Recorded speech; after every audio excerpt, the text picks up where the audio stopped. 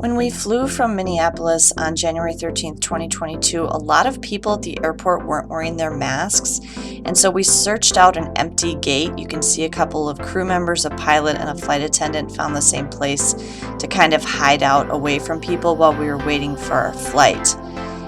The airport overall was pretty empty, but where people were gathered by the gates, they weren't doing a great job of wearing their masks in Minneapolis, which was frustrating.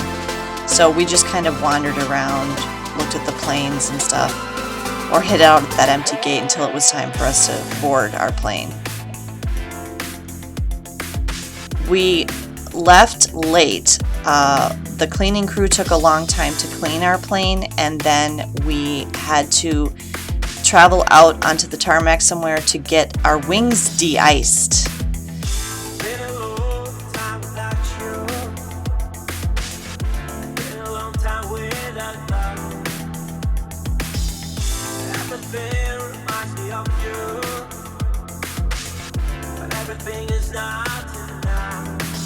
We noticed a lot of package planes departing during this time. That was a DHL plane that just took off there. There were also UPS and FedEx planes.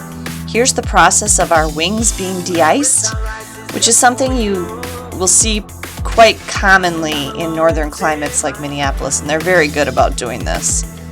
It only delayed us a little bit.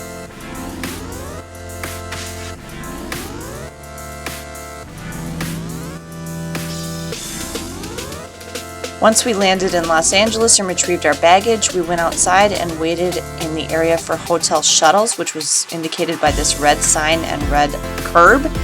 And we caught our hotel shuttle, which came around every 20 minutes on a 24-hour-a-day loop.